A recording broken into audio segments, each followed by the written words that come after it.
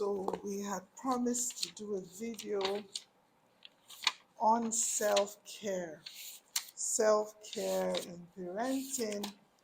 Why is it important? Why should parents take care of themselves? Oftentimes when we hear about parenting, what the usual word we talk about and relates to parenting is often sacrifice. Sacrifice, sacrifice, sacrifice.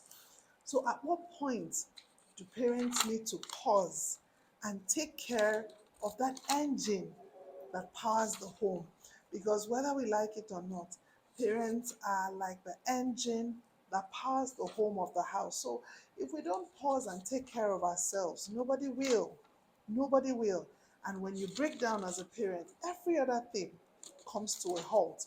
So at what point do we need to pause? And what is self-care really? Self-care is just the art of intentionally taking care of our physical, our emotional, our social, our spiritual self. It's very important. It's very important. It's very important. And there are a few key aspects of self-care that we're going to be talking about today. Number one is physical self-care. Physical self-care. What is physical self-care? Physical self-care is the art of prioritizing your physical wellness. So, we can often tell that it must have happened to a couple of us sometimes when you're so stressed and worked up and you go take a walk, a simple walk around your house, outside, taking some fresh air. You come back feeling better. You come back feeling better. Very important. Physical exercise is a great part of self-care. Another part of self-care that we often neglect is nutrition. The right nutrition, eat the right food, taking the right fruit supplements that our bodies need, and sleep. A lot of parents pride themselves in the fact that, oh, I don't get up to 3 hours of sleep. You're not doing your body any good, because most often, most often when we don't have enough sleep, we get very cranky and we're not able to give our best to the families that we love. The second aspect of self-care we're going to be looking about is emotional self-care. Emotional self-care. Do you journal? Do you take time to pay attention to your thoughts, to your feelings, and write them down? Journaling is a beautiful way of being mindful, because in that time you're calm, you're actually thinking, and being present in that thought. Another way of taking care of our emotional self is by having friends, a support group, friends that you can go and talk with. It doesn't necessarily have to be about parenting. It could be about parenting, but friends you could talk with. See, talking with your friends and spending time with your friends is very therapeutic. The third area of self-care is social self-care. A lot of parents don't go out, don't socialize. Our lives revolve around our children. It's not good for us. It's not good for us. We need to be socially taken care of to be able to give our best to our children, connect with others in the same field, others raising the same set of children as you are. It's very good. It's very important.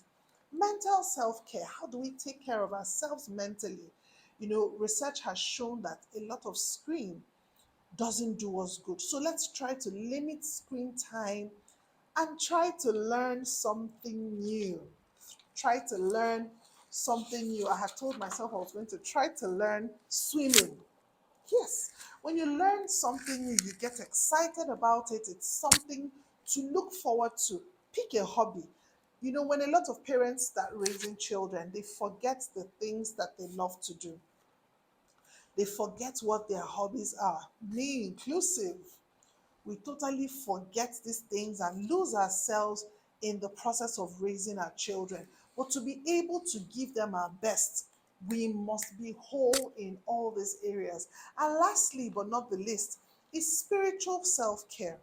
Spiritual self-care. Under spiritual self-care, spending time, connecting with God, spending time in gratitude.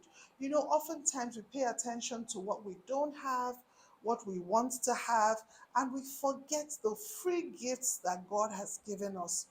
The songwriter would say, count your blessings, name them one by one, and it will surprise you what God has done. Count your blessings. Let's take our time to count our blessings and see what God has done and be really grateful for that. It rejuvenates us, it gives us strength to keep going. You know, many times when we talk about self care, a lot of us parents will say, oh, I'm too busy for this, I'm too busy for that. But just picture this, picture yourself as a vehicle that needs to convey your family to a destination. If your vehicle is overheating, if the radiator doesn't have water and it's overheating, you wouldn't be able to function optimally. Will that car move? Yes. But it can only move so far, and then the top gasket will get burnt and the car would stop moving.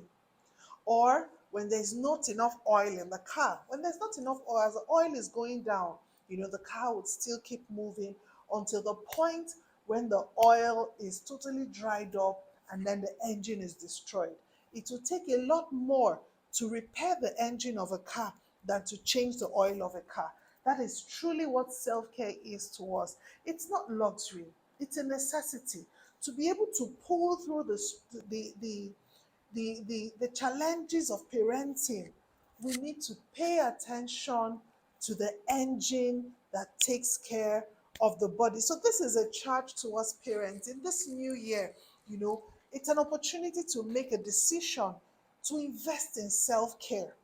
Remind yourself that you are the engine that is carrying your home. You are the engine upon which this home is going to run. So, if my home is going to run well, then I need to invest in my physical care.